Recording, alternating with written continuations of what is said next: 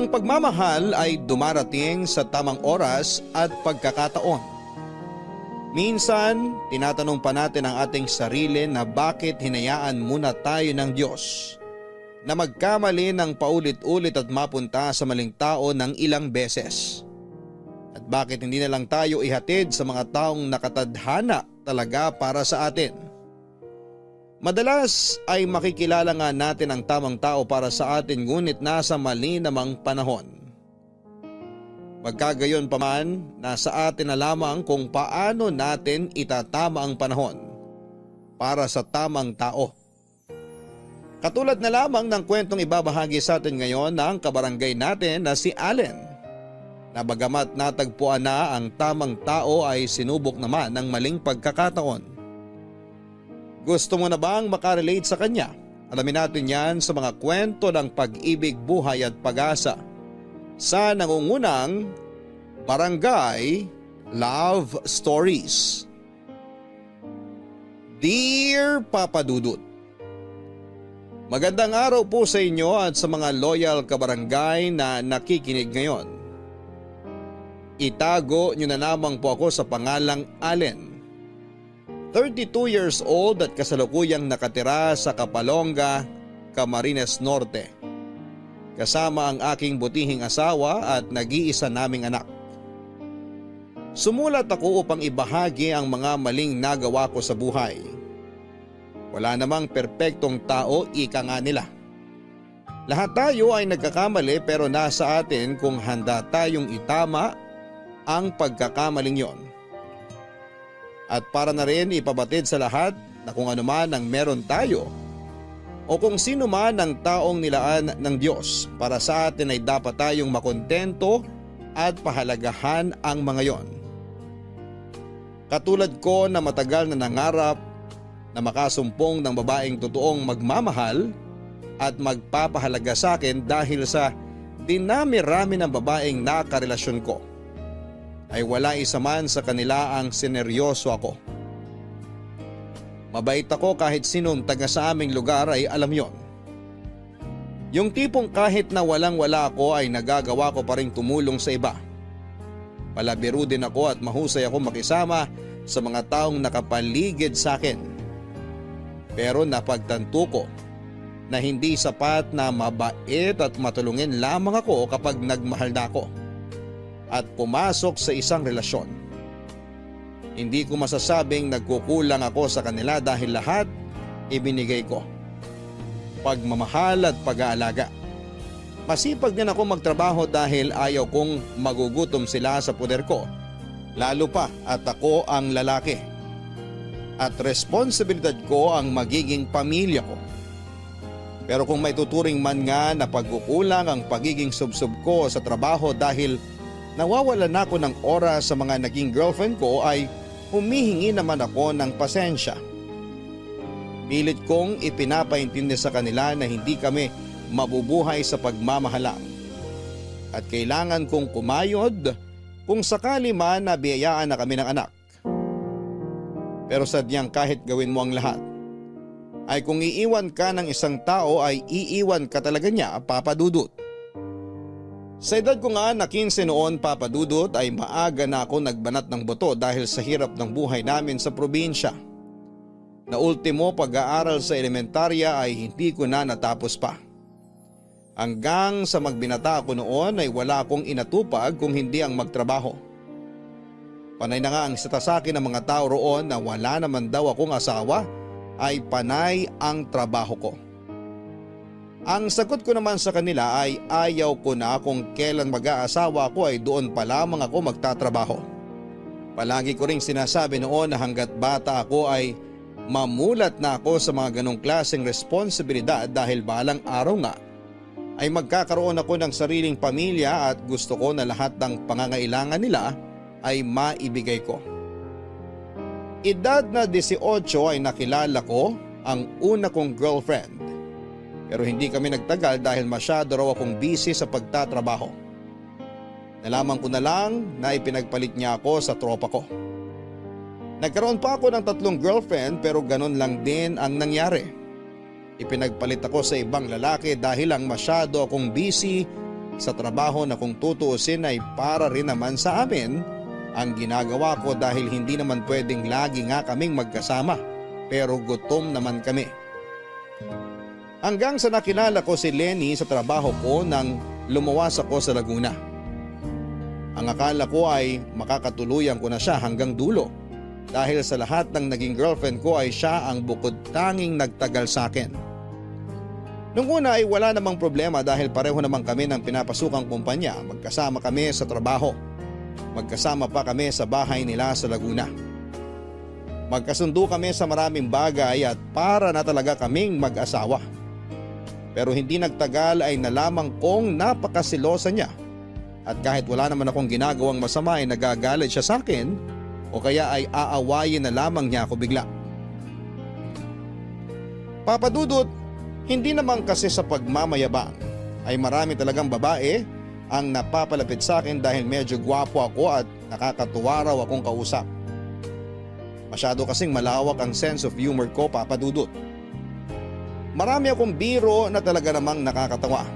Pero yun lang naman yun dahil kahit kailan ay hindi ko naisip magloko, lalo pa nga at alam ko ang pakiramdam ng lokohin at iwanan. Umili nga ako noon sa Diyos na sana ay si Lenny na talaga ang makakatuluyan ko at makakasama ko hanggang sa pagtanda ko. Pero dahil nga sa madalas na pag-aaway namin ay nakaramdam ako ng pagod. Pagod na intindihin siya palagi sa tuwing tinotoyo siya. Kung tutuusin nga ay umiwas na ako sa mga babae. Pati ang cellphone ko ay ibinigay ko na sa kanya para lamang matigil siya sa kakaselos niya ay wala pa rin. Sa kabila ng ginawa kong yon ay hindi pa rin siya natigil sa pang-aaway sa akin na dumating nga sa point na nasaktan na niya ako ng pisikal. Doon ako nakaisip na kung si Lenny ang mapapangasawa ko ay hindi magiging payapa ang dapat na tahimik na buhay may asawa ko.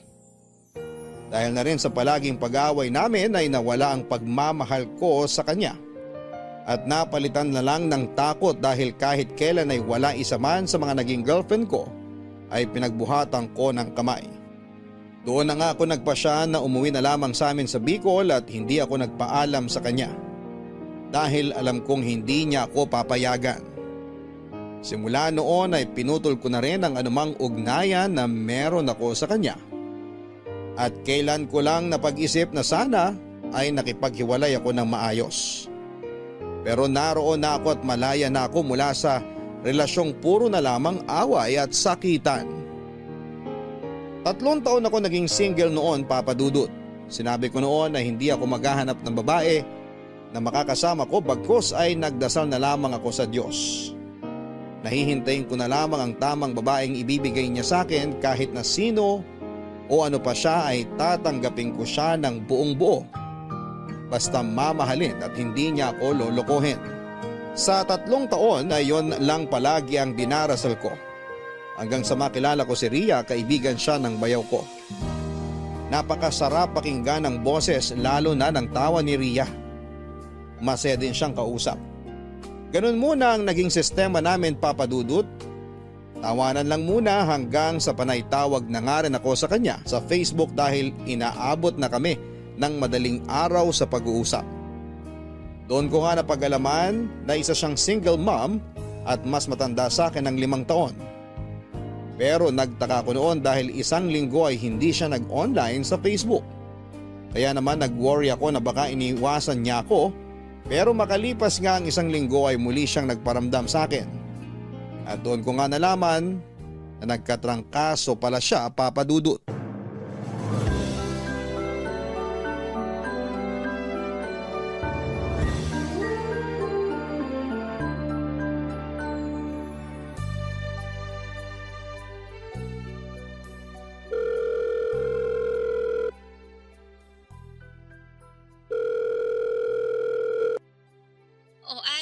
Napatawag ka.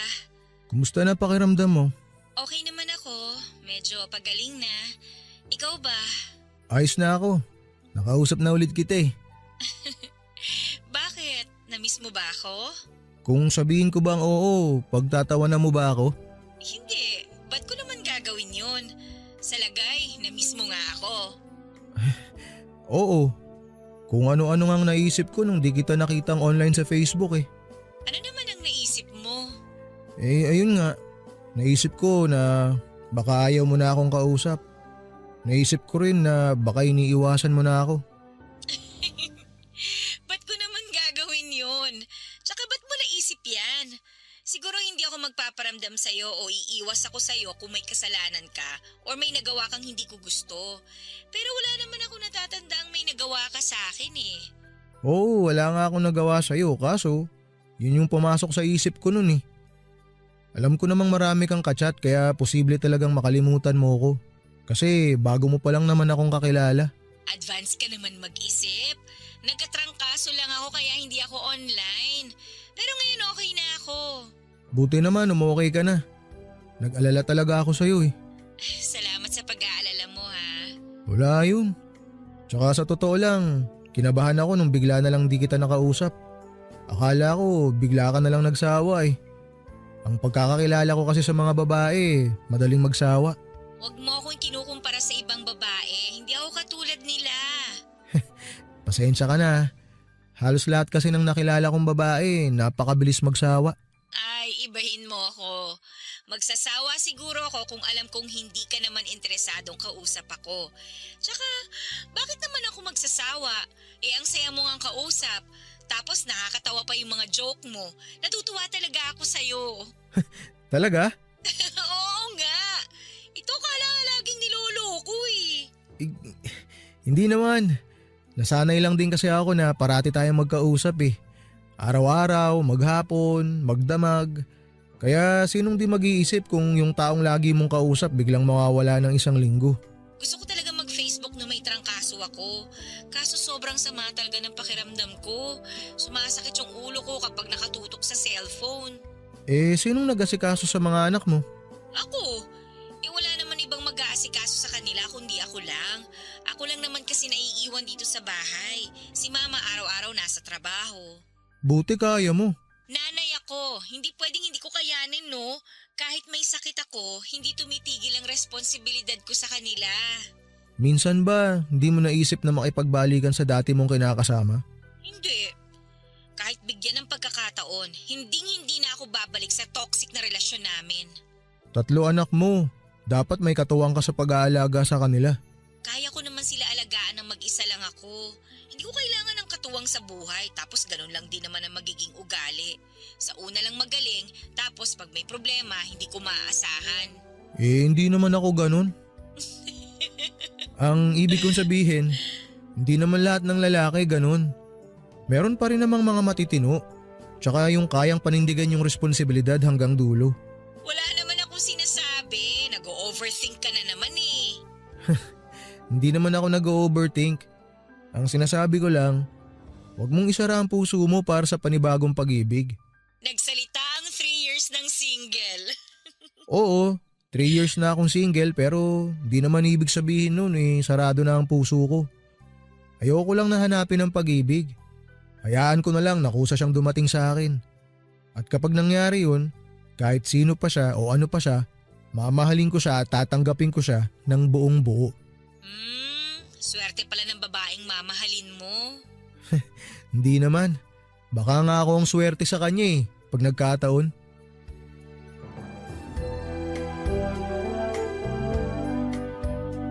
Papadudot makalipas nga ang halos 2 linggo ng gabi-gabi naming pag-uusap ay pakiramdam ko na hindi na lamang simpleng pagkawili kay Ria ang nararamdaman ko.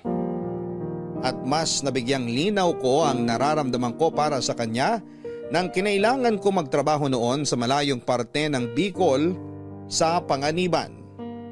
Ibinalita ko yon kay Ria at labis siyang nag-alala para sa akin na kahit magkaibigan lamang kami ay gano'n na lamang ang pagiging concern niya sa akin.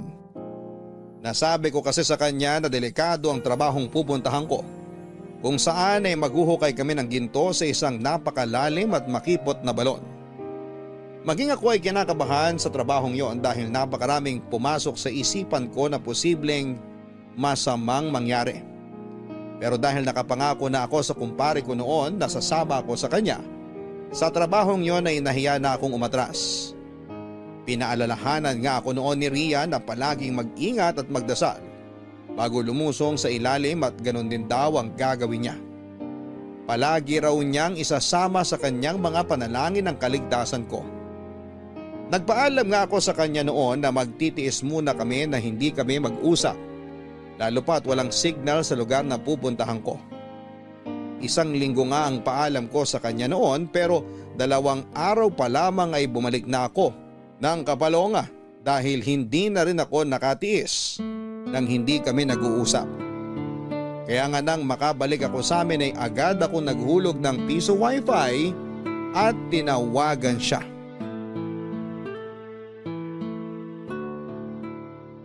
Oh, akala ko kung sinong tumatawag. Ikaw pala. Di ba nasa Panganiban ka? Umuwi na ako. Bakit? May nangyari ba? Kumusta ka naman doon? Nakakainis yung mga kasama ko dun eh. Ako nasa ilalim nagtatrabaho tapos sila aabutan ko natutulog lang. Ay bakit naman ganun? Hindi naman patas yun. Pare-pareho lang naman kayo nagtatrabaho doon, di ba? Yun na nga. Kaya nga ako naiinis eh. O paano na yan? Wala ka ng trabaho. Marami naman akong trabaho na pwedeng pasukan. Di naman ako mababakante eh. Pwede naman ako magtrabaho sa nyugan ni Papa. Sa bagay. Maigi na rin yan kasi delikado rin naman yung trabaho mo sa Panganiban. At least ngayon, hindi na ako masyadong mag-aalala kung ayos ka lang ba doon o hindi. Tsaka di lang naman yun ang dahilan. Namimiss na kasi kita eh. Hindi ako mapakali dun. Lagi kitang naiisip eh. Hala? Hindi nga. Seryoso ako. Maya't maya talaga naiisip kita. Iniisip ko kung gising ka na ba, nagkape ka na ba, o kaya kumain ka na ba. Iba na yan ha, Allen. Hala ka. Ewan ko nga eh. Hindi ko kaya na masyado tayo matagal na hindi nagkakausap. Kung sa bagay, kahit naman ako, hindi ko rin kaya. Ewan ko rin ba kung bakit? Alam mo ba, bago ako umalis papuntang Panganiban, nung sinabi mo sa akin na wag na lang akong tumuloy dahil delikado, tumaba puso ko nun. Kasi ramdam ko na sobrang nag-aalala ka para sa akin. Kahit na hindi naman tayo magkaano-ano. Hindi ka naman na ibang tao sa akin eh. Kaibigan na ang turing ko sa'yo. Ay, maiba ako. May itatanong pala ako sa'yo.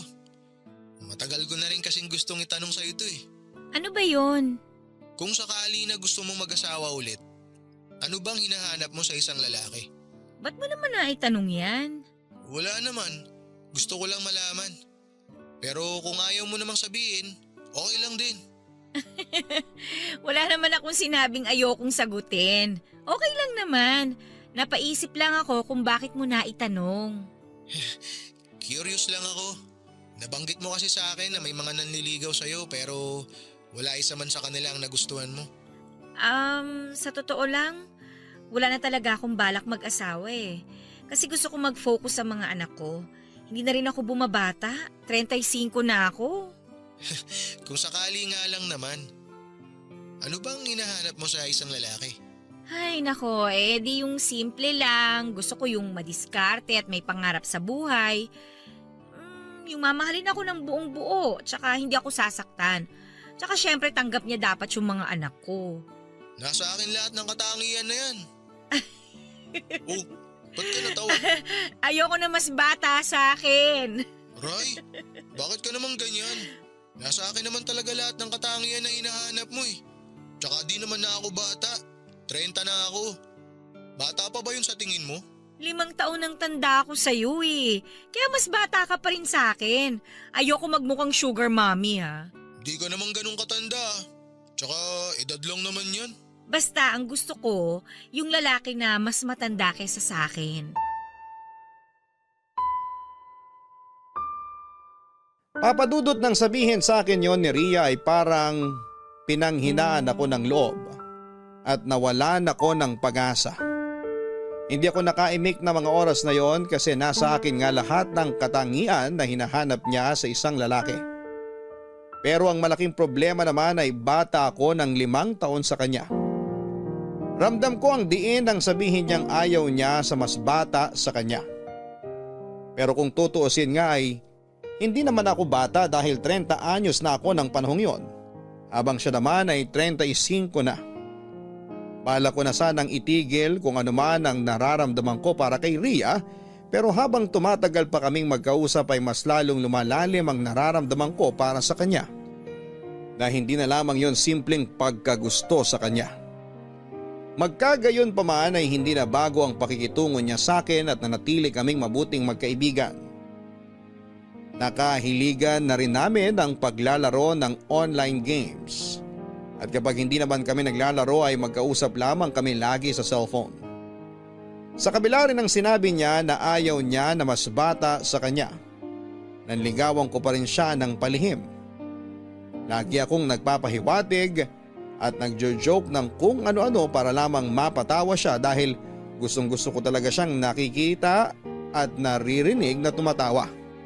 Lalo na sa tuwing alam kong may mabigat siyang dinadala. Masaya na ako na mapasaya siya sa mga simple at corny kong jokes. Dahil nga palagi kaming magkausap ay alam na alam ko na kung kailan siya talagang masaya at kung kailan siya may iniisip. Bagamat may problema siya ay hindi niya yon pinapahalata. Pero dahil nga lagi ko siyang kausap ay kabisado ko na kung may dinaramdam siya, Papa Dudut. Halos lahat nga ng matatamis na salita ay nasasabi ko kay Ria. Hindi dahil binobola ko siya kundi dahil sa iyon talaga ang nararamdaman ko. Sa bawat pag-uusap nga namin ay unti-unti kong naikukwento sa kanya ang tungkol sa buong pagkatao ko. Wala na nga akong maitatago dahil halos lahat ay nasabi ko na sa kanya. Simula sa pamilya ko, sa ugali ko, maging ang mga nakaraang kong relasyon ay naikwento ko na sa kanya. Ang hindi ko lang noon alam ay unti-unti na rin palang nahuhulog ang loob niya sa akin. Nang isang beses na mag-usap kami at sinabi ko ang totoo kong nararamdaman sa kanya. Dahil hindi ko na rin kaya pang itago yon. Sa bawat araw na lumilipas na pilit kong tinatago ang nararamdaman ko, ay mas lalo lamang tumitindi ang pagmamahal ko sa kanya.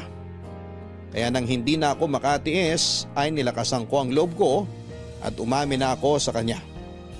Nung una ay hindi nagsalita pero inamin niya rin na maging siya ay may nararamdaman na para sa akin. Nang marinig ko ang sinabi niyang yon ay tila ako ang idinuyan sa alapaap sa sobrang tuwa. Hindi ako makapaniwala na ang babaeng gustong gusto ko ay may nararamdaman din para sa akin. At dahil hindi nga ako makapaniwala ay nakailang tanong pa ako sa kanya kung tama ba ako ng pagkakarinig o nabibingil lamang ako. Natatawa siya noon na sinabing hindi ako nagkamali ng pandinig dahil totoong gusto niya rin ako. Sobrang saya ko na nabali ko ang isang pamantayan niya sa pagpili ng lalaki. Kaya naman agad akong nagpaalam sa kanya na kung maaari ay ligawan ko siya at agad naman siyang pumayag. Itinuloy ko lang noon, Papa Dudut, ang mga nasimulan ko at sinigurado ko na mararamdaman niyang lahat ng oras at atensyon ko ay nasa kanya. Walang araw na hindi ko sinasabi sa kanya kung gaano ko siya kagusto. Hanggang sa umabot ng 2 buwan ang panliligaw ko sa kanya dahil buwan ng Mayo mismo ang kaarawan ko ay sinagot niya ako. At hindi ko may paliwanag noon ang sayang nararamdaman ko. Happy birthday, mahal! Thank you, mahal. Grabe. Kababasa ko lang sa message na pinost mo sa wall ko. Di ko may paliwanag yung saya ko. Masaya ka ba talaga? Oo, sobrang saya. Alam mo yung naantig talaga yung puso ko sa message mo sa akin sa post mo? Di ko alam na may tinatago ka palang ganun. Bakit ka naman naantig? Wala lang. Ako kasi lagi yung nagpapakilig sa'yo eh. Ngayon, ako naman yung kilig na kilig. Hindi naman ako manhid na tao. Hindi ako showy pero mahal na mahal na mahal na mahal talaga kita. Hindi ko man laging masabi sa'yo kung gaano kita kamahal pero ipinaparamdam ko naman yun sa'yo. Oo, ramdam na ramdam ko nga. Lagi mo akong inaalala tsaka iniintindi. Kahit malayo tayo sa isa't isa, pinaparamdam mo sa akin na nasa malapit ka lang. Lagi ka nag-e-effort kahit na sobrang busy mo sa mga ginagawa mo, lalo na sa mga anak mo. Samantalang ako, Oras at pagmamahal lang sa ngayon ang kaya kong ibigay sa'yo. Sobrang sapat na para sa akin ang mga yon. Kaya wag mong nilalanglang yung oras at pagmamahal na sinasabi mo. Kasi napakasaya ko na sa dalawang bagay na yan. Maraming salamat mahal ha. Pangako, hinding-hindi talaga kita sasaktan at lolokohin. Masyado kitang mahal para gawin yun eh. Hinding-hindi ko sasayangin lahat ng effort mo para sa akin. Mamahalin kita at aalagaan ko kayo ng mga bata. Sige, panghahawakan ko yung sinabi mo ha. Oo mahal, panghawakan mo. Magtiwala ka lang sa akin. Pero, totoo ba yung nabasa ko dun? Na sinasagot mo na ako? Oo, ayaw mo ba? Anong ayaw? Siyempre gustong gusto ko. Napakagandang regalo nito sa akin. Ikaw at ang matamis mong oo. Bolero. La, hindi ako bolero. Pero mahal, gusto ko sana na sabihin mo sa akin dito sa tawag na sinasagot mo na talaga ako. Ganon? Oo. Ano? Tayo na ba talaga? Okay, sige na nga. Allen? Oo. Sinasagot na kita. Girlfriend mo na ako. Yun! Grabe talaga yung saya ko ngayon. Salamat mahal. Hinding-hindi ka talaga magsisisi na sinagot mo ako. Oo, alam ko. Pero happy birthday ulit, mahal. Ay, happy talaga. Di ko nga maipaliwanag yung saya ko eh. Masaya ako na masaya ka. Mahal na mahal talaga kita, Ria. Ako rin. Mahal na mahal kita. Kahit anong mangyari, hinding-hindi magbabago yun. Lalo naman ako. Hinding-hindi kita iiwan kasi ikaw nga yung pinangarap ko na di ko hinanap eh. Pero kusa kong natanggap. Ayan, dyan ako nahulog sa mga matatamis na salitang yan eh. Nahanda naman akong panindigan. Mag-iipon lang ako. Tapos pupuntahan kita dyan sa inyo. Gusto na rin kita makita tsaka mayakap ng personal eh. Walang problema. Open kang pumunta dito anytime. Kilala ka naman ng pamilya ko. Gusto ka rin naman nila makilala ng personal. Hayaan mo mahal. Haharap ako sa pamilya mo. Hihingin ko na rin sa kanila ang kamay mo. Kasi ayaw na talaga kitang pakawalan eh. Anong ibig mong sabihin? Gusto ko na nga kayong iuwi dito sa Bicol eh. Pero syempre kakausapin ko muna ang pamilya mo. Magpapaalam muna ako ng maayos sa kanila. Sigurado ka ba? Oo naman. Sigurado ako na ikaw na ang babaeng gusto kong makasama hanggang sa pagtanda. Eh ikaw ba? Siyempre gusto ko yun. Pero remind lang kita ha. 3 ang anak ko. Naisip ko na yan. Mahal na mahal kita at ang mga anak mo. Ituturing ko sila na parang tunay ko ring anak. Pangako? Oo, pangako. Tanggap na tanggap ko ang buong pagkatao mo. At kasama sa mga minahal ko sa'yo, yung mga anak mo. Salamat ha. Salamat kasi mahal mo ko. Huwag kang magpasalamat mahal. Kasi deserve mo naman talaga ang mahalin ng todo.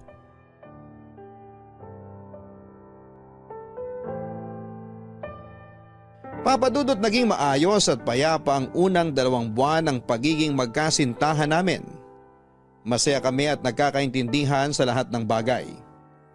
Nagpapasalamat nga ako sa Diyos na ibinigay siya sa akin dahil napakabait niya at maunawain.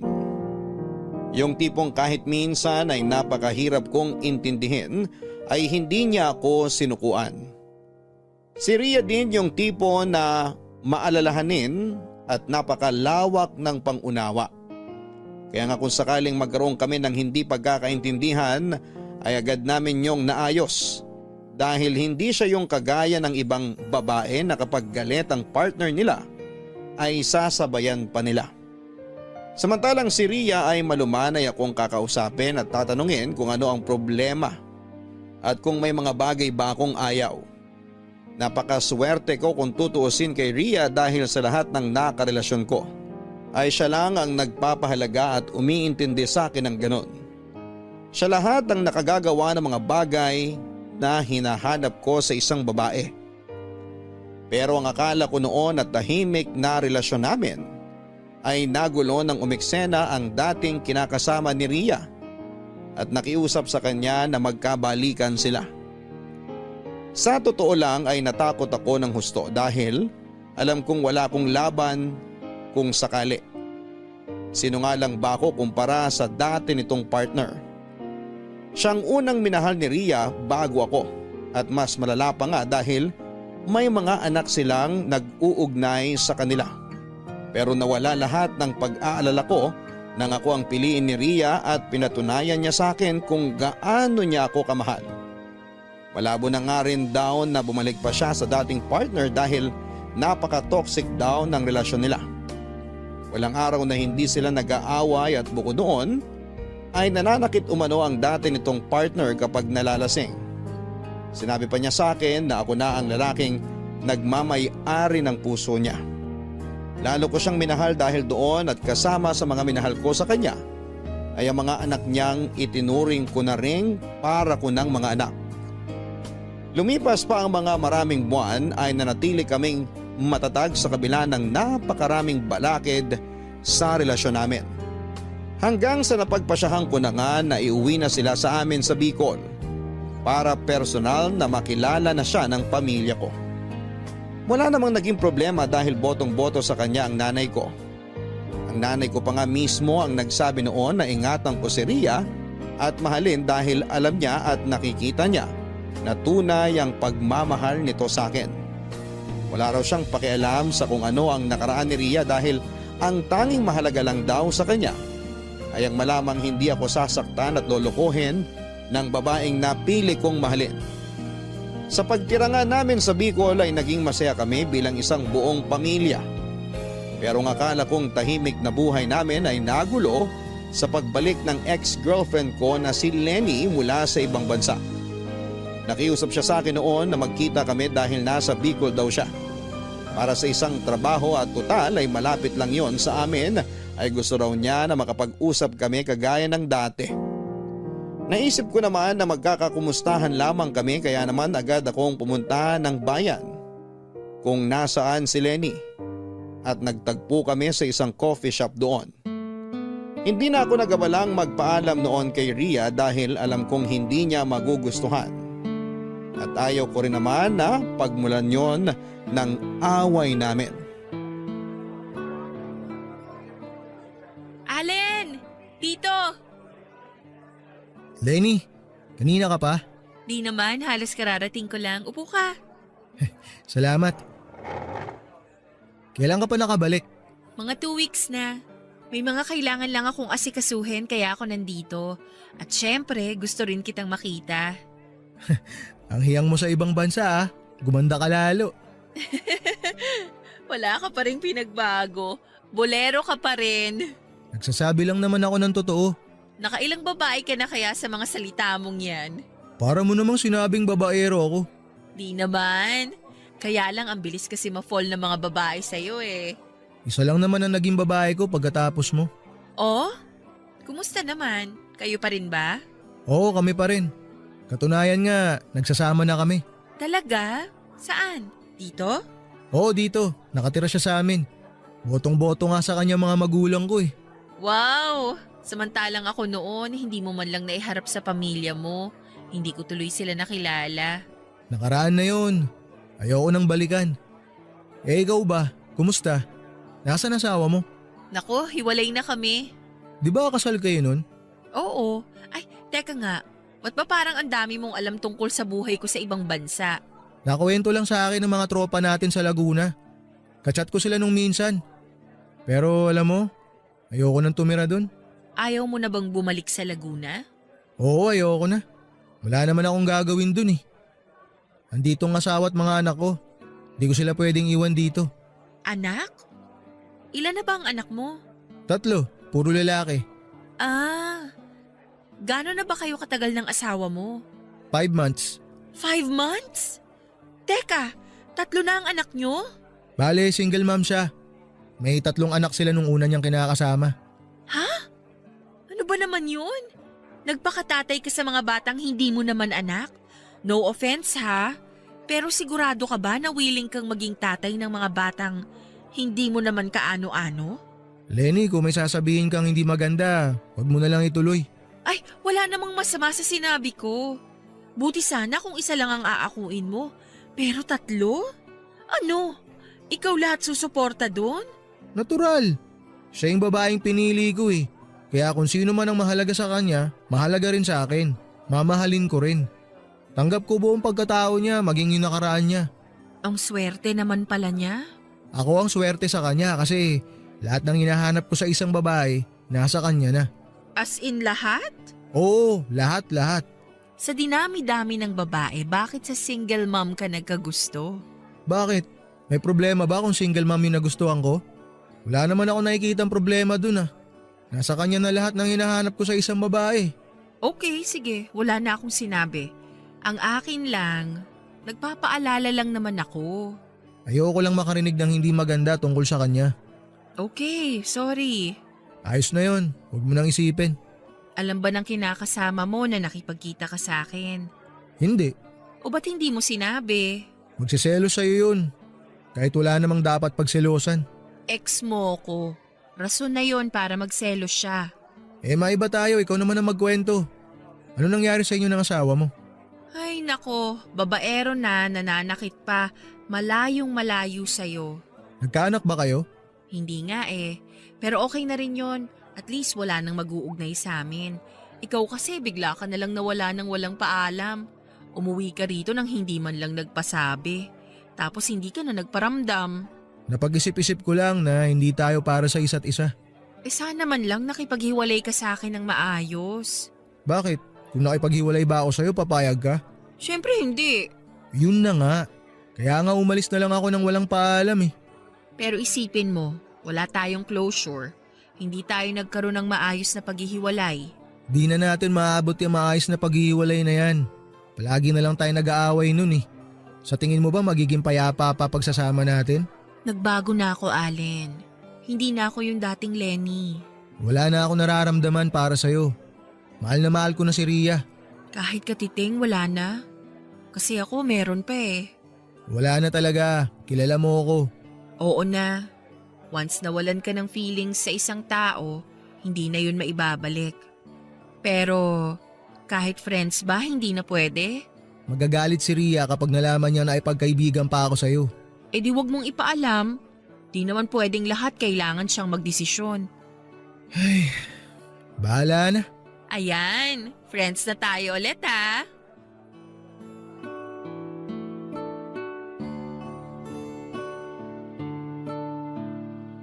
Papadudot, one woman nga ako at tapat ako kay Ria.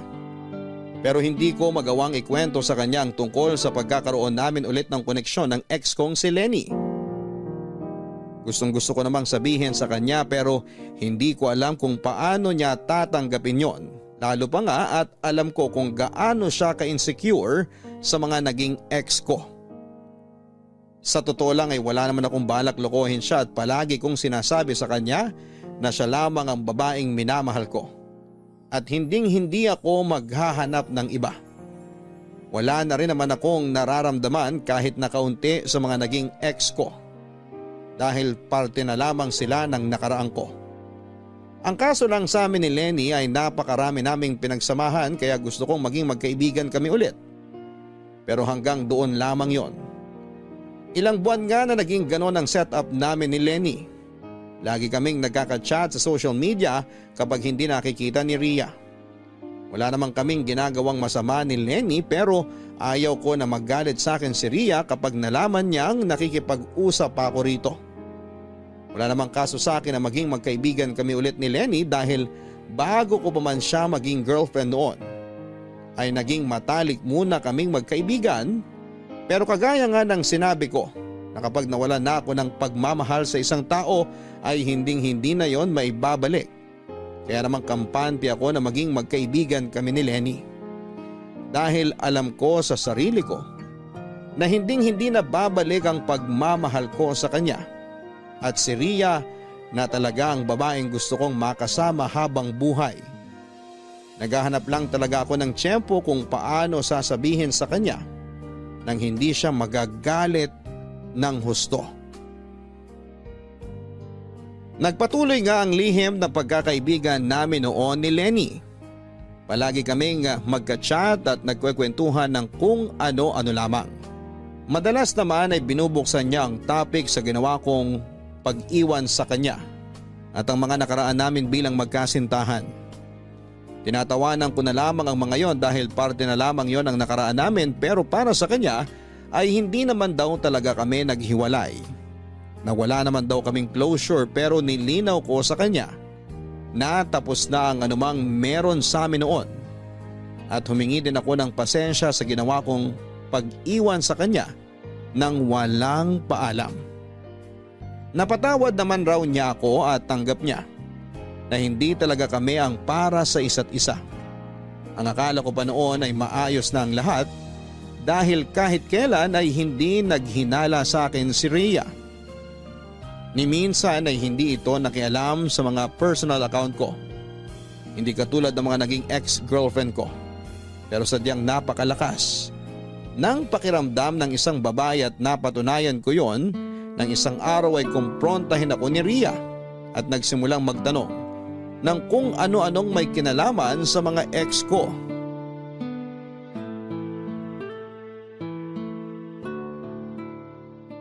Mahal, kanina ka pa tahimik ah. Inaalo kita ng kape kanina, tumanggi ka. May problema ba? Hindi ko alam. Pero baka ikaw. Baka may gusto kang sabihin. Ano naman sasabihin ko? Hindi ko alam. Kaya nga tinatanong kita eh. Nagdadahilan ka na naman eh. Kung may problema ka, sabihin mo na. Huwag mong ibalik sa akin. Ikaw ang tinatanong ko. Eh paano nga kita sasagutin? Di mo linawin kung anong gusto mong sabihin ko. Nakabalik na ba galing ibang bansa si Lenny? Oh, ba't natahimik ka? Kung may gusto kang sabihin, sabihin mo na. Habang mahaba pa ang pasensya ko. Bakit? Anong gagawin mo kung maubos pasensya mo? Sasaktan mo ako? Anong sasaktan ang pinagsasasabi mo dyan? Para ka kasi nagbabanta eh. Ang akin lang, wag na wag kang magsisinungaling sa akin. Kasi may ano eh. Anong ano? May ugnayan ulit kami ni Lenny. Pero wala lang yun. Magkaibigan lang kami nun. Wala lang yon? Pero tinago mo yung tungkol doon? Pati mga usapan niyo sa chat puro deleted? Mahal naman eh. Alam mo naman kung gaano kita kamahal, di ba? Si Lenny, ex ko lang yun. Magkakaibigan lang talaga meron kami. Ang punto ko, bakit hindi mo sinabi? Bakit inilihim mo sa akin ang tungkol sa kanya? Kasi nga, wala lang yun. Di ko rin sinabi sa'yo kasi alam ko na magiging ganyan reaksyon mo. Kung kaibigan lang siya, hindi mo dapat tinago ang tungkol sa kanya. Hindi mo dapat binura yung chat ninyo. Kasi dahil sa ginawa mong yan, mas lalo akong nag-iisip na baka hindi lang kayo magkaibigan. Wala lang talaga yun, promise. Yan nga mismo yung sinasabi ko eh. Kaya hindi ko sinabi sa'yo kasi alam ko na magkakaganyan ka. At anong gusto mong maging reaksyon ko? Magtatalon ka sa tuwa dito? Ay! Ano? Magsalita ka, Allen! Ayusin mo, magpaliwanag ka para maintindihan ko yung rason mo. Ano pa bang ipapaliwanag ko? Eh iniisip mo na ngang may ginagawa akong kalokohan eh. Sa ginagawa mo nga kasi, hindi ko mapigilang mag-isip.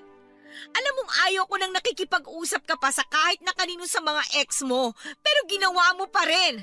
Ex na nga, di ba? Parte na lang siya ng nakaraan ko. Ikaw ang pinili ko. Ikaw ang mahal ko. Mahal mo ko, pero nagawa mo maglihim sa akin. Gano'ng katagal na kayo nag-uusap? Kailan mo balak sabihin sa akin, ha?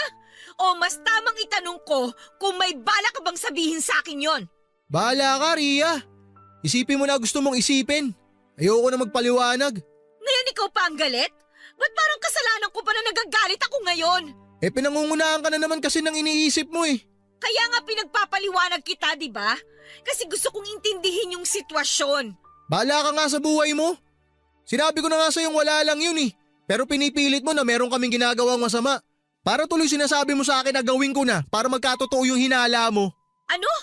Naririnig mo ba yung mga sinasabi mo? Oo, naririnig ko. Puro ka kasi selos tsaka hinala. Eh ano pang silbi ng pagiging matino ko kung lagi ka namang ganyan?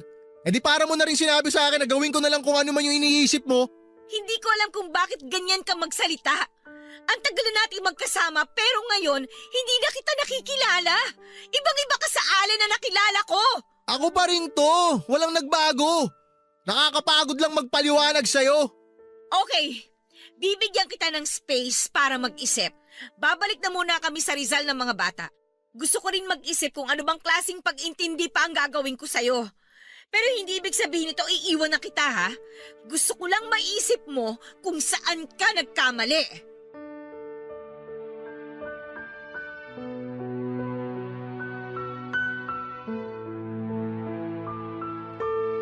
Papadudot sarado ang utak ko noon dahil sa mga sinabi ni Ria, kaya naman nang magpasya siyang umuwi ng Maynila kasama ang mga bata ay hindi ako tumutol. Naisip kong makakabuti na pansamantala muna kaming maghiwalay at dumistansya sa isa't isa dahil nga sa nangyari. Pero ang sabi noon sa akin ni Ria ay mag-iisip lamang siya pero hindi niya ako iiwanan. Gusto lang daw niya na mag-isip ako kung ano nga ba talaga ang priority ko sa buhay at mag-isip ako kung ano ang matinding pagkakamali ko. Aminado naman ako na mali talaga ako sa bagay na yon. Kaya naman hinayaan ko na lamang siyang umalis. Sobrang guilty ko rin ang mga oras na yon dahil sa ginawa kong paglilihim kahit na wala naman talaga kaming ginagawang masama ni Lenny. Naisip ko rin noon na hindi ako ang tamang lalaki para sa kanya at deserve niya ng lalaking hindi katulad ko. Lumipas ang mga buwan ay hindi ko siya ginulo. Hindi ko siya tinawagan o chinatman lang at ganon din naman siya sa akin. Kahit kumustahan ay wala. Naisip ko rin noon na baka nakapag-isip na si Ria na hindi talaga ako ang lalaking gusto niyang makasama habang buhay.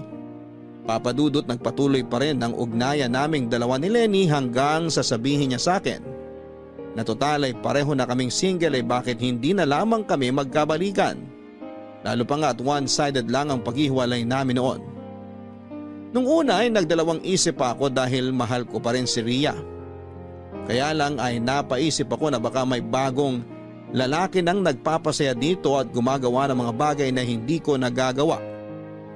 Kalaunan nga ay pumayag din ako sa gusto ni Lenny dahil gusto kong subukan kung kaya ko bang maibalik ang pagmamahal ko sa kanya. Isa pa ay matagal ko namang siyang kilala at malaki na rin naman daw ang pinagbago niya, hindi katulad noong dati. Naging girlfriend ko noon si Lenny nang hindi nalalaman ng pamilya ko. At nang ipakilala ko nga siya sa nanay at tatay ko ay ganoon na lamang ang pagkadismaya ni mama. Hindi raw niya gusto si Lenny para sa akin, lalo pa nga at ramdam niya ang hindi magiging mabuting asawa sa akin si Lenny. Hindi tinago ni mama ang pagkadisgusto niya kay Lenny.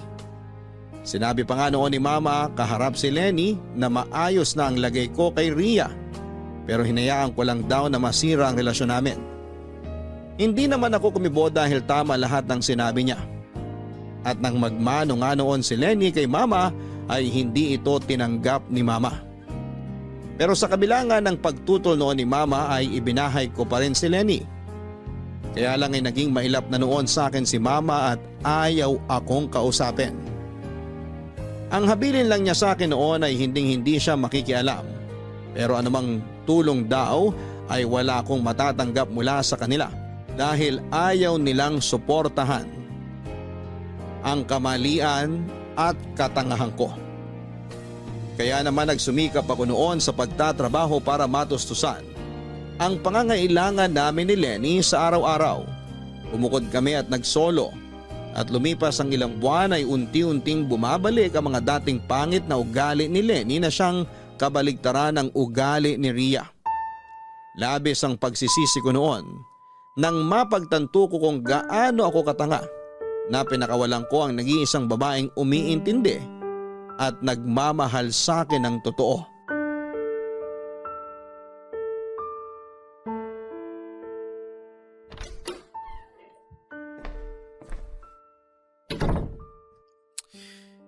Lenny, Andiyan ka na pala, babe. kanina ka pa yata nakatutok dyan sa cellphone mo ah. May pinapanood lang akong drama. Alam mo ba kung anong oras na? Ha? Oh my gosh! Sorry, hindi ko napansin yung oras. Alam mo namang umuwi ako pag tanghali, di ba? Pagod na pagod ako sa trabaho tapos gutom na gutom rin ako. Tas ganito yung aabutan ko? Ang dumi ng sala? Dadalawa na nga lang tayo dito sa bahay, di mo pa maasikaso yung mga dapat asikasuin. Sorry na nga eh. Magluluto lang ako. Wag na, bibili na lang ako ng tinapay sa tindahan. Magluluto na nga ako, di ba? Bakit nagagalit ka pa? Eh anong gusto mong maramdaman ko? Hoy, Allen! Hindi ako sumama sa'yo para gawin mong katulong. Kung bakit ba naman kasi hindi ka pa bumili ng kalan at LPG para hindi ko na kailangan magpaningas ng kahoy para lang makapagluto.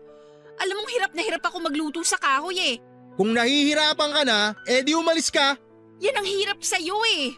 Kapag may problema, konting away, hiwalay agad ang nasa isip mo. Hindi mo man lang sikaping ayusin. Ako lang ba? Ikaw nga eh. Wala ka ring pinagbago. Tamad ka na nga, reklamador ka pa. Kung ano ka nung una kitang nakilala, ganun ka pa rin. Hindi ka marunong mag-asikaso sa bahay, lalong-lalo na ng kinakasama. Aba, ako lang ba ang nagkukulang sa relasyong to? May mga pagkukulang ka rin sa akin, baka nakakalimutan mo. Ni hindi mo man lang nga ako matitigan ng matagal, hindi mo ako mayakap o kaya mahalikan. Magkatabi nga tayong matulog pero lagi ka namang nakatalikod. Simula nung nagkabalikan tayo, kahit isang beses hindi mo ako ginalaw. Ikaw lang naman to nagpupumilit na magkabalikan tayong dalawa eh, di ba? Ginawa ko yung parte ko na maging mabuti at responsableng partner sa'yo. Pero hindi ko maatim sa sarili ko na yumakap sa ibang babae maliban kay Ria. Hayop ka? Ano lang pala ako rito? Hindi ko alam. Ikaw kasi tong pilit na sinisiksik ang sarili mo sa akin eh. Kahit alam mong wala naman na ako nararamdaman para sa'yo. Siguro kung talaga nagpakita ka sa akin ng effort na pinapahalagahan mo ko at inaalagaan, baka sakaling paunti-unti bumalik yung nararamdaman ko para sa'yo eh. Pero napag-isip-isip ko na lahat. Nagkamali ako nung binalikan kita. Napag-isip-isip ko rin na hanggat si Ria ang mahal ko, hindi ako magmamahal ng iba. Lalong-lalo na ng katulad mo. Ibang klase ka? Galing pa talaga sa'yo yung mga salitang yan? Mahal mo pala eh, bakit hinayaan mong umalis? Bakit mo hinayaang mawala sa'yo? Tatanga-tanga ka pala eh. Oo, ang laki kong tanga. Aminado ako doon. Sising-sisi ako na hinayaan ko masira ang relasyon namin dahil sa'yo. Dahil sa katangahan ko. Ang tanga ko rin kasi nakipagbalikan pa ako sa'yo. Kahit hindi naman kita talaga mahal. Mananatili kang miserable, Allen. Tandaan mo yan. Lahat ng babaeng mamahalin mo, iiwan ka. Isa na doon ang pinakamamahal mong si Ria. Baka nga ipinagpalit ka na nun eh. Tumigil ka na. Ang mabuti pa tapusin na talaga natin to. Wala namang kapupuntahan tong walang kwentang relasyon na to eh. Sige, matapang ka ha? Sa tingin mo ba makakahanap ka pa ng babaeng totoong magmamahal sa'yo? Hindi na, Allen. Yung babaeng yon, hinayaan mo na mawala sa'yo. Kaya hindi mo pwedeng isisi sa akin ang pagiging miserable mo. Kasalanan mo lahat to. Isipin mo na lang na isa akong pagsubok na dumating sa buhay niyong dalawa ni Ria. Si Ria, lumaban. Pero ikaw, hindi. Kaya wala kang ibang pwedeng sisihin kundi ang sarili mo. Papadudot, sobrang pagsisisi ang nararamdaman ko ng mga panahong naaalala ko kung paano ako pahalagahan at alagaan ni Ria. Pagpapahalaga na sinayang ko dahil lamang hindi kami nagkaintindihan at naging makitid ang utak ko na intindihin siya. Sinayang ko ang pagmamahal na ibinigay niya sa akin sa kabila ng mga panahong hirap na hirap siyang intindihin ako, pero pinili niya pa rin manatili sa akin. Doon ko nga rin na-realize kung gaano ko siya kamahal. Dahil kahit na nagsasama kami sa isang bubong ni Lenny ay hindi na bumalik ang nararamdaman ko para sa kanya. At hindi ko magawang yakapin o hagkan man lamang siya. Dahil sa tuwing susubukan ko ay mukha ni Ria na malambing na nakangiti sa akin ang nakikita ko. Nasermonan pa nga ako noon ni Mama dahil kung kailan wala na raw sa akin si Ria ay doon ko lang hahanapin. Sa totoo lang ay walang sandali na hindi ko siya naaalala at napagtanto ko kung gaano kalaki ang puwang na iniwan niya sa puso ko. Pero kapag naiisip ko na baka nakahanap na siya ng kapalit ko, ay nagiging makitid ang utak ko. Pero desidido ako noon na makita at makausap siya para lamang sa ikakatahimik ko kung talaga bang may iba nang nagmamay-ari ng puso niya. Dahil kung wala ay gusto kong ayusin ang nasira naming relasyon at pinangako ko na babawi ako.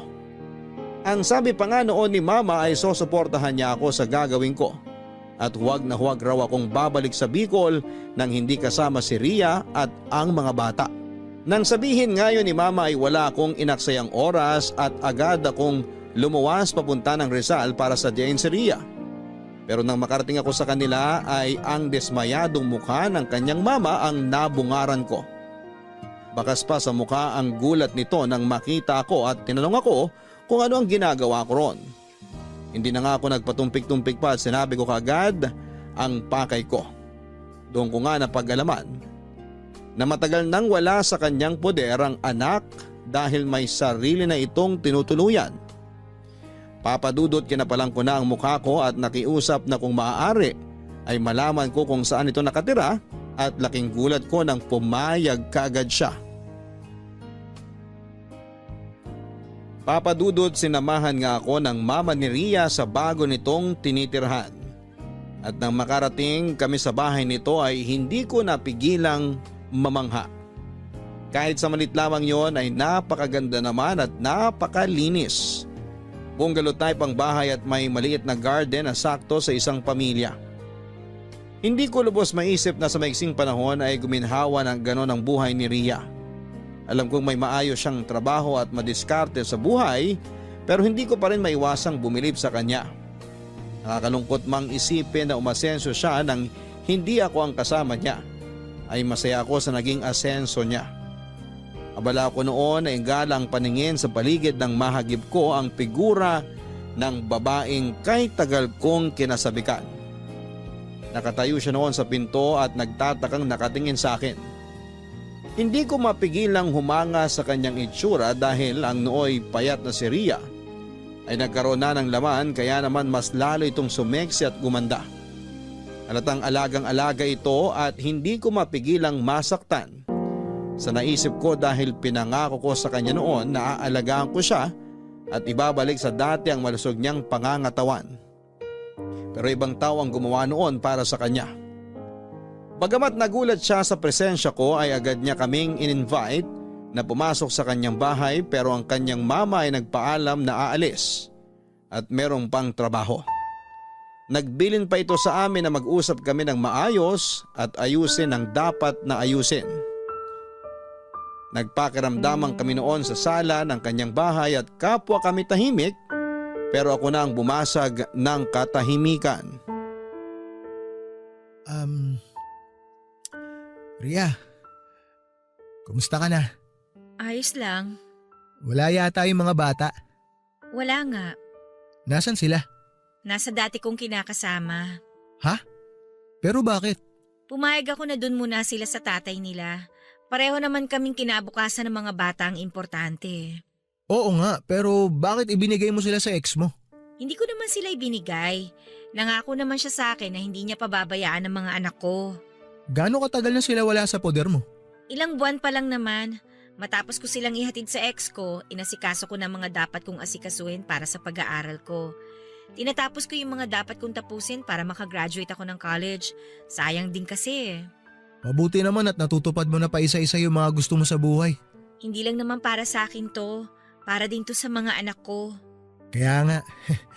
Pero paano usapan nyo sa mga bata? Pag wala akong pasok, dinadalaw ko sila. Hindi ko sila mahiram kasi 2 araw lang naman akong walang pasok eh. Sinong kasama mo rito sa bahay? Wala, ako lang. Maiba nga pala ako. Kumusta kayo ni Lenny? Bale… Okay lang kung ayaw mong sabihin. Natanong ko lang naman. Hindi, ayos lang. Bigla lang ako nahiya. Wala na kami ni Lenny. Sobrang sising-sising nga ako sa nagawa ko eh. Nagsisisi ako na hinayaan kitang umalis nung araw na yun. Hindi kita pinigilan. Pero naging kayo ni Lenny. Ibinahay mo pang araw eh. Oo, naging kami. Tsaka tama ka, nagsama rin kami. Kasi akala ko kayang burahin ni Lenny yung nararamdaman ko para sa'yo eh. Pero nagkamali ako. Ganun ka kagalit sa akin para hilingin na mawala yung nararamdaman mo para sa akin? Hindi, Ria. Naisip ko kasi noon na wala na akong mukhang iaharap sa'yo pagkatapos ng ginawa ko. Naisip ko kung anong klaseng lalaki ako kasi sinaktan kita ng todo. Nangako ako na hindi kita sasaktan. Nangako rin ako na hindi kita bibitawan pero nagpalamon ako sa pride tsaka sa ego ko eh. Pumasok ako sa buhay mo tapos ginulo ko lang. Hindi ko na panindigan yung pangako ko sa'yo. Ay, Paulit-ulit kong sinasabi sa'yo noon na parte ng pagmamahal ang makaramdam ka ng sakit sa kalooban mo. Normal sa isang relasyon na magkaroon ng hindi pagkakaunawaan. Siguro nga kasalanan ko kung bakit tayo nagkaganon. Kasi wala naman akong ginawa kundi magselos, maghinala. Baka nga nasa akin talaga yung problema. Hindi Ria. Huwag mong sabihin yan. Wala kang kasalanan. Ako ang dapat sisihin sa nangyari. Pinairal ko kasi yung katangahan ko kaya tayo umabot sa ganito. Ako yung problema. Siguro tama nga yung sinabi ng mga ex ko na ako lagi ang may problema kasi ang hirap kong intindihin. Kailan ko ba'y pinaramdam sa'yo na mahirap kang intindihin? Sige, sabihin na nating mahirap kang ang intindihin. Sinukuan ba kita? Umalis lang ako nung araw na yon kasi pakiramdam ko nagsasawa ka na sa relasyon natin Naisip ko na kaya ka nakipag-ugnayan ulit kay Lenny kasi sawa ka na. Hindi Ria. Sorry kung may mga nasabi ako pero maniwala ka man o sa hindi. Wala talaga ako nararamdaman ni katiting para kay Lenny. Sobrang tanga ko lang talaga. Kasi hinayaan kong mangyari yun. Ewan ko ba? Hinayaan kong maramdaman mo na hindi ka sapat para sa akin. Kaya Ria, sobrang humihingi ako ng tawad sa mga nagawa ko. Sising-sisi talaga ako. Halos itakwil nga ako ni Mama nung malaman niya na hiniwalayan kita. Nung malaman niya lahat ng mga ginawa ko sa'yo. Wala kang kasalanan. Ako talaga yung may problema. Tapos na yon, napatawad na kita. Hindi mo man lang ba ako susumbatan? Hindi ka man lang ba magagalit sa akin? Napatawad na nga kita, di ba? Tsaka kung magagalit ako sa'yo o susumbatan kita, may babalik ba nun o mabubura ba nun yung nangyari? Di ba hindi naman? Gusto ko lang ng peace of mind. At magagawa ko lang yun kapag inalis ko yung galit at hinanakit ko sa puso ko. Hindi ko alam kung anong katangahan ang sumapi sa akin para gawin ko sa iyo yun, Ria. Patawarin mo ako. Sobra-sobra yung pag-iintindi na ginagawa mo para sa akin. Kasi yun naman talagang dapat kong gawin Pag mahal mo nga ang isang tao, iintindihin mo siya palagi. Pero nandun pa rin yung pagpapaintindi mo sa kanya kung may pagkakamali man siya. Give and take lang lagi sa isang relasyon, Allen. Tandaan mo yan, hindi mag-work ang isang relasyon kung hindi dalawa ang magpapatakbo. Ria, alam ko na iisipin mo na sobrang kapal ng mukha ko kapag tinanong ko pa to sa'yo. Pero gusto ko lang malaman kung may mahal ka na bang iba? Nakafocus ako sa pag-aaral ko at sa trabaho ko. Sa tingin mo may panahon pa ako para dyan? Yun pa rin ba ang trabaho mo? Oo, doon pa rin. Regular na ako tsaka may kontrata na rin ako for 4 years. Congrats! Masaya ako para sa'yo. Buti may sarili ka na ring bahay. Oo. Matagal ko nang pinag-iipunan to. Nagpursigi talaga ako na magtrabaho ng magtrabaho. Hanggang sa nakumpleto ko na lahat ng kailangan para makapag-loan ako. Para may patayo ko tong bahay. Masayang masaya talaga ako para sa'yo. Salamat. Ikaw ba? Kumusta ka sa Bicol? Sa Batangas ako ngayon. Bumalik ako sa pagpapahinante. Wow, mabuti naman kung ganon. At least mas makakatulong ka sa pamilya mo. Oo. Tsaka gusto ko rin na bumawi sa tao na hanggang ngayon, mahal na mahal ko pa rin. Kung bibigyan ako ng pagkakataon. Kung gusto mong bumawi, gawin mo. Hindi yung puro salita.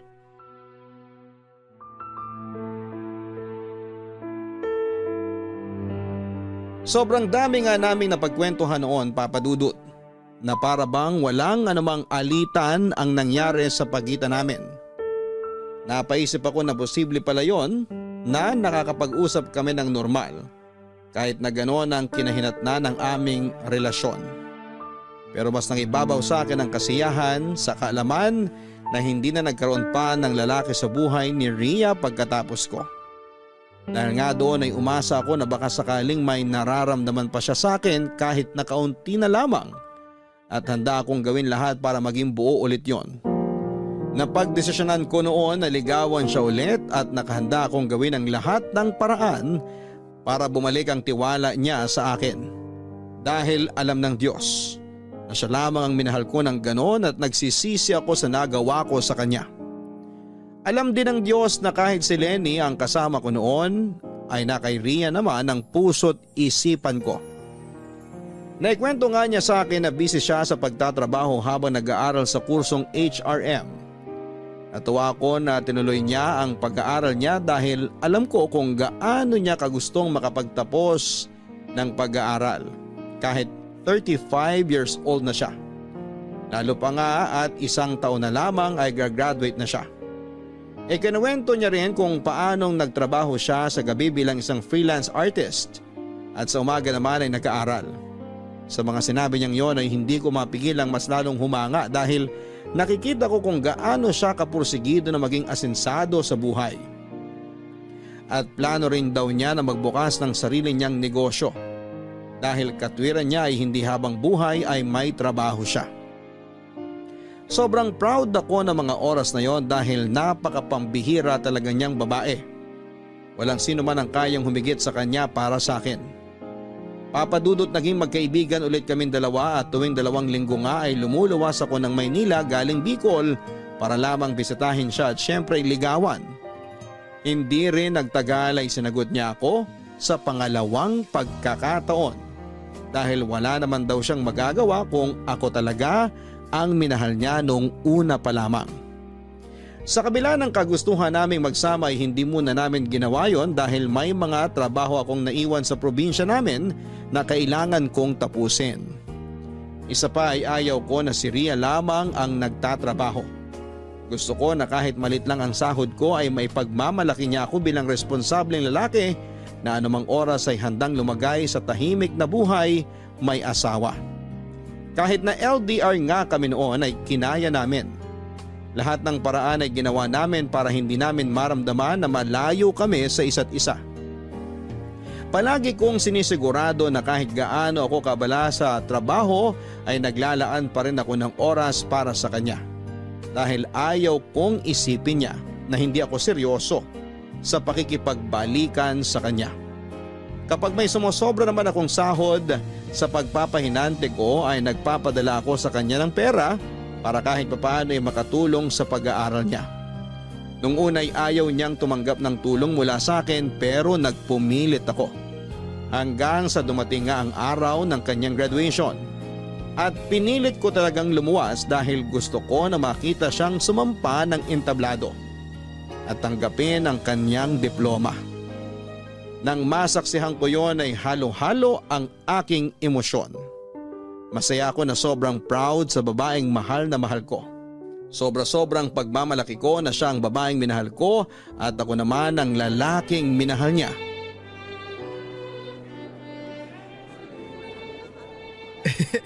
Congratulations, mahal! Thank you, mahal. Akala ko hindi ka makakarating eh. Pwede ba naman yun? Graduation to ng pinakamamahal kong babae. Ay sus, nang bola pa. Totoo, di ako nang bobola. Di mo ba ramdam kung gaano kita kamahal? Ramdam na ramdam ko yung pagmamahal mo sa akin. Mabuti naman. Kasi kung di mo ramdam, dadagdagan ko pa para mas damang-dama mo. Ramdam ko na nga. Masaya ka ba? Siyempre naman. Masayang masaya ako. Kasi natupad ko na yung pangarap ko na makapagtapos ng pag-aaral kahit sobrang late na. Pero congratulations ulit ha. Sobrang proud na proud ako sa'yo, mahal. Natutupad mo na lahat ng pangarap mo. Salamat, mahal ha. Hindi ko naman magagawa to kung hindi mo rin ako sinuportahan eh. Mahal, sabi ko naman sa'yo eh. Ang katuparan ng pangarap mo, katuparan din ang sa akin. Masayang masaya ako sa lahat ng mga naabot mo sa buhay. Kaya nga sobrang thankful ako sa suporta mo. Hayaan mo at pangarap mo naman ang tutuparin natin. Alam mo ba kung ano pangarap ko? Oo, isang simple, masaya at buong pamilya. Tama. Yun lang naman ang gusto ko eh. Masaya na ako dun. Tutuparin natin yan. Kayang-kaya kitang bigyan ng simple at buong pamilya. Pagtutulungan natin yun, mahal. Ipinapangako ko na bubusugin ko kayo sa pagmamahal at pag-aaruga. Mas magsisikap ako para mabigyan kayo ng maayos na buhay. Sana nga, mahal. Ayoko na rin kasing maghanap pa ng iba eh. Gusto ko ikaw na yung makakasama ko hanggang sa pagtanda ko. Hindi na tayo bumabata. dapat ang priority na lang natin ay ang maayos na kinabukasan natin at ng mga bata. Hayaan mo, hindi ko na talaga uulitin yung pagkakamali ko noon. Dapat lang, kasi pag inulit mo pa yon, hindi na talaga kita tatanggapin. Alam ko, at hindi ko nahahayaan na masira ng tuluyan ng relasyon natin, lalo na ngayon. Napakarami na nating planong binuo na magkasama. Kaya nga, lahat yun mangyayari. Sa hirap at ginhawa, magkasama tayo. Pangako, mahal, mas iintindihin na kita ngayon. Mahal na mahal kita. Mas mahal kita. Naks! Nakakakilig ah. Ay, maiba ako. Ano na palang plano mo ngayon na nakagraduate ka na? Gusto ko sanang bumalik na sa Bicol kasama ka. Paano yung bahay mo rito? Bali, magiging vacation house na lang natin yon kapag uuwi tayo rito. Mas maganda yung bahay mo dito kaysa sa bahay namin sa Bicol. Ano naman, ang importante, kasama kita. Pag nandun ka, magluluto ka ulit sa kahoy, mahal. Ay, walang problema sa akin yun, no? O kaya naman, bibili tayo ng kalan. Tsaka, namimiss ko na rin si na tita eh. O bakit tita na naman tawag mo sa kanya? Di ba nga dapat mama? Ay, oo nga pala. Di bale, bago kita ulit iuwi doon, ayusin ko muna yung bahay para maging komportable ka. Komportable naman ako kahit saan, basta ikaw ang kasama ko. Uy, wag ganon. Pinapakilig mo naman ako eh. Totoo yun, no? Tsaka ano nga pala, mahal. Gusto ko magka-baby na tayo bago ako mag-40. Habulin natin. Ang saya ko siguro nun, mahal, pag nagka-baby na tayo. Naku, mahal. Baka mapunta lahat ng atensyon ko sa anak natin pag nagkataon. Ano naman, ayos lang yon. At least sa anak naman natin. Mahirap kung sa iba mapunta ang atensyon mo, no? Siyempre, hindi mangyayari yan. Hatiin ko yung atensyon ko sa inyong mag-ina ko. Pantay ang magiging pagmamahal ko at atensyon ko sa inyo. Tsaka kahit naman magkaanak na tayo ng sarili, mamahalin ko pa rin ng buong buo yung mga anak mo. Pag nasa Bicol na tayo ulit, mahal, hiramin mo sila para masaya. The more the merrier nga, sabi nila. Oo, namimiss ko na rin nga sila eh. Pero lagi naman ako nag-video call sa kanila pag wala akong ginagawa. Bakasyon na nila, pwede ko na silang hiramin. Ayun naman pala eh. Tsaka namimiss na rin ni mama yung mga apo niya.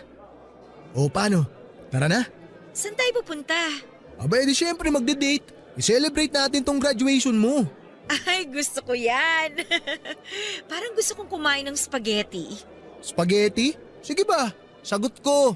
Kumain ka ng marami, mahal. Dahil happy graduation mo.